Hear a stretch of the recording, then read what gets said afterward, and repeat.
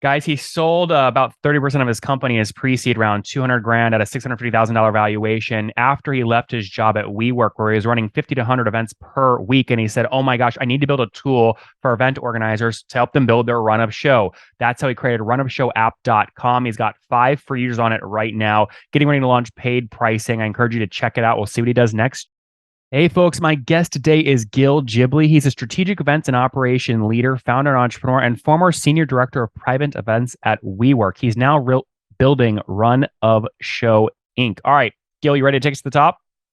Sure. Run of Show is a smart task management, project management tool that is specifically designed for event planners and hospitality and the hospitality industries. Over the last 5, 6 years, at WeWork and even before, I've struggled often with mobilizing teams, getting everybody on the same page, running multiple platforms. So one of Show's intention is to essentially consolidate all of these platforms into one collaborative place that your team of planners, your team of staff can efficiently and collaboratively work on executing tasks and driving your event to the So, finish line. Gil, one of the questions I always have about tools like this is it's effectively a product management tool, right? I mean, sorry, a process sort of management tool, right? You have ClickUp, you have Basecamp, you have Jira. Now, your argument would be, yeah, but we're doing a bunch of specific things that are specific for event producers and et cetera. So, give us a sense why does someone need Run Up Show when things like ClickUp already exist? By the way, I watched your ClickUp interview with the CEO of ClickUp. I loved it. It was an awesome interview. Oh, I good, got to thanks. learn. That's one. The second thing is Run of Show is designed with events planning in mind. We have features that are very specific to the event industry that don't exist on Monday, they don't exist on ClickUp, and they don't Name a exist couple of on those the features. other. For example, a specific key moment slash run of show, meaning when you create an event, you want to make sure you have a moment by minute run of show of what guests may see. Or you also want to have a production timeline. You want to know what your entire team of collaborators are working on behind the scene. This is something that is oftentimes done without anybody noticing in terms of guests. So this is done behind the scene. So you have production timeline, key moment timeline, you have a schedule. I don't believe ClickUp has it. I might be wrong, but employee and staff schedule, dynamic schedule that allows you to plug your staff into specific positions of the event. We do have a shared document features, which I believe ClickUp is offering as well, and other task management tools do the same.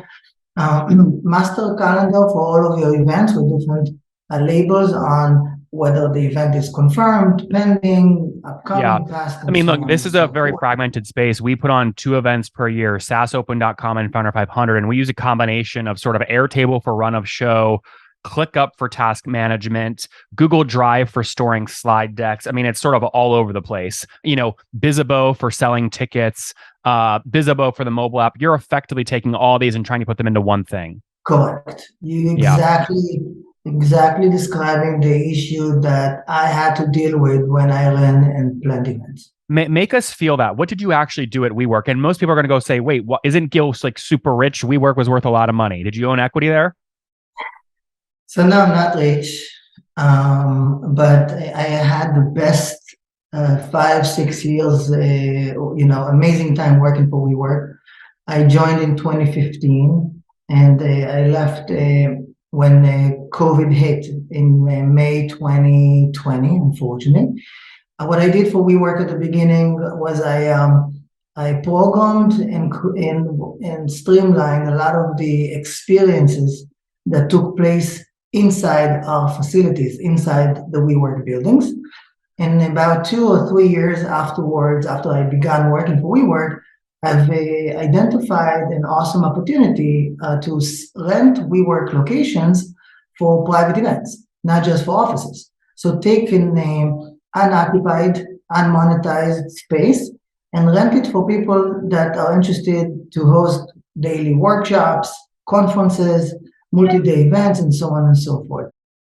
Oh, what's going on there, YouTube? Good to see you guys. Now imagine this. You love watching these interviews with SaaS founders, but imagine if we took all of the valuation data out from over 2,807 interviews I've done manually. Saves you a lot of time. Well, we've done this. We've built it into the beautiful interface inside of FounderPath. Check this out. I'll show you how you can access this in a second, but you log in, you connect your Stripe account, you see your valuation real time, you can see what it changed over the past 88 days, and even set goals for valuation this year. Now, the secret to valuation is there's many different ways to value a SaaS business. So the reason you're going to see 3 or 4 different valuations inside of your FounderPath dashboard, this is all free by the way, is because depending on who's doing the buying of your SaaS company, you're going to get a different valuation. A VC is going to pay a different valuation. Private equity firm is different. If you're going to do a minority sale, that's different. And if you sell the whole business, that's a different valuation. You can see all those when I hover over here. Right, so the teal is what a VC would pay, yellow is what private equity, and red is if you sold the whole thing outright. Now, what's cool about this is not built off random data. Again, you guys hear these interviews on YouTube. All these data are built from real-time valuation data points founders share with us on the show. So traction, 1.2 million, seed round, 3.7 raise, they sold 22% of their business. Go in here and filter by the event. Maybe you only want to see companies that have sold the whole business. Well, here are a bunch that have been acquired, the valuation and the multiple. Maybe you're going out right now and you're raising your seed round. Well, go in here and look at all this recent seed deals that went down, what they raised, what valuation they raised at, and what percent that they sold. There's never been a larger data set of SaaS valuations than what you can get now inside of FounderPath, and we're thrilled to bring it to you. All right, we're going to go back to the YouTube video here in a second, but if you want to check this tool out, if you want to jump in and sign up, you can check it out for free to get your valuation at this link, founderpath.com/products/valuations. Or if you go to founderpath.com and hover over products, click on get your valuation here and go ahead and sign up to give it a whirl. Again, all that valuation data live right inside the platform. I hope to see you there. All right, let's jump back into the interview. Gil, were you managing engineers here? Were you building software to solve this problem, or was it all just project management and spreadsheets? It was pretty much to build this. No, I did not run an engineering team. It was pretty much all working using companies like Triple Seat, using the Google Drive, using multiple tools that enabled me to mobilize the 30 people that were under my team. And so 30 people on your team, how many events would you say you put on while you were at WeWork across how many locations? So there are different types of events. There were external events of companies that are paying money for WeWork to use the spaces. I would say that every week we probably had close to 50 to 100 events across the country of folks that rented out WeWork spaces. Across the United States is the country you're in, or somewhere else? Yes? Yeah, okay. I have an accent. I'm originally from Israel, but I live in the state for 20-something years, but I still didn't lose the accent. So that's awesome. Yeah. Okay. So 50 to 100 events per week from WeWork members. What about external events? That was not necessarily just WeWork members. You had this specific service that I managed for WeWork was open to members and non-members. Okay, so 50 to 100 events per week in WeWork locations by members and non-members. Correct. Okay. And then I guess what year did you leave? I left in May of 2020 when public gathering wasn't possible anymore. So yeah. And did you launch Run Up Show right afterwards, or when did you write the first line of code for Run Up Show? No, that's when the idea sparked me. When I left WeWork, I realized that there is an opportunity, there is a gap in the event planning business. And that's when I began doing the research to understand what's out there, what's missing. That's when I hired developers to start taking. So, Gil, when was that? Was that 2020, 2021, 2022? 2021. Okay, so you launched the company in 2021. Correct, yes. Okay, so my next question is, you've gone now 2021, all of 2022. You told me pre-show, you're pre-revenue. How are you funding this thing? How are you paying people with no revenue? We raised a small amount of 150 to $200,000 from friends and family that believe in me, believe in the idea, and were interested to join this. And that was last year. And that was in the last 2 years. That was between 2021 and 2022. Okay. Now, keep in mind, I did deal with a lot of struggles managing and switching and changing development teams. I'm not sure, how much you've seen that over in your, experience, but finding a winning a team of engineers wasn't easy for me, and that's probably one of the reasons why it took me a little while to get to where I'm at today. Well, let's come back to that in a second. But first, the 200,000 you raised in 2020 on the pre-seed round. I mean, most people sell 20-ish% of their company in the pre-seed round. I mean, was that at what, like $1 million cap or a 5 million cap or something? That was about $650,000 cap. 650,000 cap. Okay, so you sold about 30% of the business, something like that. Yes. Okay. Would you do it again? Was that the right move? No. Why do you say that? What would you do different? As a well, I want to say that I'm an entrepreneur. I've launched different businesses in the past, but I did not launch a startup business that is similar to Run of Show. The thing that I kind of didn't pay enough attention was the cap table and how shares are distributed, how much I should raise, and how much shares and equity I should give in exchange. So I do think that I've been a tiny bit generous at my friends and family round. I think I should have given away less equity from the company when I did it. Yeah. So that's kind of one of the things that I would have done differently. So talk to me a little bit about your first developer hire. There's a lot of business people listening right now trying to find engineers to help them build their first idea. So how much money did you spend or sort of like waste on engineers that didn't end up building the MVP you needed? Probably $100,000. Okay. And what did you learn through that process?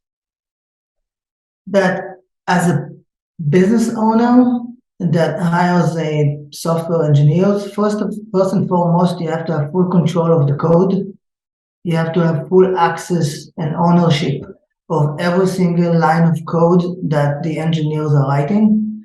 Never, trust, an engineer to eventually pass on the access to a code and product and software that you're paying for in the development. So Were you paying an engineer who then didn't give you the software when it was over? I got the access to the code, but I think that I paid. Well, I couldn't get a CTO to join for equity and not for compensation. So I hired this a sort of a staffing team that connected me to developers offshore in Egypt. And I trusted them. And eventually it turns out that unfortunately I was sort of misled by that team. And I don't want to get into details, but the good news is that I was able to transfer the entire product development into a different team of engineers that are now doing an extraordinary job. I see. Okay. So how many folks are on the team today, both full-time and contractors? 4. Okay. How many full-time? 4. Oh, 4. How many contractors? I have 2 designers that are a part-time contractor and 4 full-time engineers. Okay, very cool. Now let's talk about revenue and sales, right? I mean, you have a beautiful website. You have pricing up. Why hasn't anyone purchased yet? I didn't promote the website. The website is live and available for people to see, but nobody knows about it. I did not start marketing this business.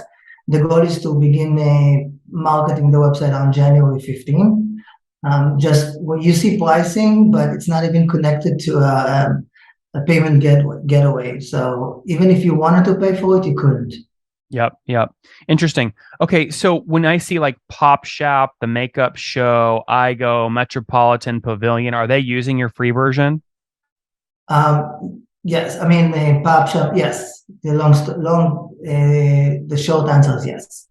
Okay, and what feedback are you getting from some of these early free users? I love it, man. We have a weekly calls to discuss feedback, features that potentially they would be interesting to see in the application. We get, first of all, I think it's giving us a great reassurance that we're doing the right thing when they using it and using it successfully. Two things. One is reassurance, and two is a awesome, valuable feedback. Those are the two main things that we get from those free users. How many free users do you have today? Not a lot, about 4 or 5. 4 or 5. Okay, well, at least you can stay focused. That's great. All right, so you got 5 folks. You've got the site up. You're launching pricing officially January 15th, which is great. How do you plan to get your first 10 paying customers? Interestingly enough, I've realized in the last couple of months that restaurants are also target users that may find run of show useful and valuable. So what we're going to do on January 15 is we're going to go after our immediate network of planners and restaurants, and we're going to begin selling the platform. Again, this is not going to be a massive promotion effort. This is going to be more of a hand-holding experience with the first users, the first clients. Potentially, we're going to extend a free trial, 100% discount code to get everybody to use the platform. But the intention is to immediately get in contact with our people that in our network of planners and restaurants and start. Jill, you're hedging a lot here with your pricing launch. Are you scared to ask people to pay you? Not when I'm happy with the product, I'm not going to be afraid. I can tell you there's products that look way worse than your website doing millions of dollars of revenue. I don't know what you're waiting for, but I'm certainly rooting for you. We're out of time today. Let's wrap up with the famous 5. Number 1, what's your favorite business book? I would say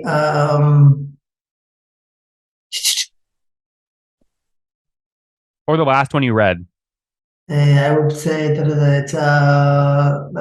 it's. We'll skip it. Number 2, is there a CEO you're following or studying? Is there a CEO I'm following or studying? I particularly love. It's funny because you're mentioning it. You interviewed the CEO of ClickUp, which I see as an amazing company that is growing exponentially, and I love them and I love Zeb and what he does. Great. Number 3, what's your favorite online tool for building run-up show? ClickUp. Number 4, how many hours of sleep do you get every night? 6. And what's your situation? Married, single, kids? Married with a 2-year-old baby. Oh, congrats. Okay, so 1 kid, 2 years old. And how old are you? I'm 48. 48. Last question. Something you wish you knew when you were 20.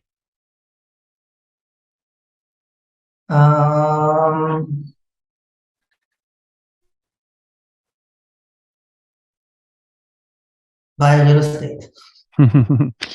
Guys, he sold about 30% of his company as pre-seed round, 200 grand at a $650,000 valuation after he left his job at WeWork, where he was running 50 to 100 events per week. And he said, oh my gosh, I need to build a tool for event organizers to help them build their run-up show. That's how he created runupshowapp.com. He's got 5 free users on it right now, getting ready to launch paid pricing. I encourage you to check it out. We'll see what he does next. Jill, thanks for taking us to the top. Thank you. Thanks, Gil. One more thing before you go. We have a brand new show every Thursday at 1 p.m. Central. It's called Shark Tank for SaaS. We call it Deal or Bust. One founder comes on, 3 hungry buyers. They try and do a deal live, and the founder shares back-end dashboards, their expenses, their revenue, ARPU, CAC, LTV, you name it, they share it. And the buyers try and make a deal live. It is fun to watch every Thursday, 1 p.m. Central. Additionally, remember, these recorded founder interviews go live. We release them here on YouTube every day at 2 p.m. Central. To make sure you don't miss any of that, make sure you click the subscribe button below here on YouTube, the big red button, and then click the little bell notification to make sure you get notifications when we do go live. I wouldn't want you to miss breaking news in the SaaS world, whether it's an acquisition, a big fundraise, a big sale, a big profitability statement, or something else. I don't want you to miss it. Additionally, if you want to take this conversation deeper and further, we have by far the largest private Slack community for B2B SaaS founders. You want to get in there. We've probably talked about your tool if you're running a company, or your firm if you're investing. You can go in there and quickly search and see what people are saying. Sign up for that at nathanlatka.com/Slack. In the meantime, I'm hanging out with you here on YouTube. I'll be in the comments for the next 30 minutes. Feel free to let me know what you thought about this episode. And if you enjoyed it, click the thumbs up. We get a lot of haters that are mad at how aggressive I am on these shows, but I do it so that we can all learn. We have to counter those people. We got to push them away. Click the thumbs up below to counter them, and know that I appreciate your guys' support. All right, I'll be in the comments. See ya.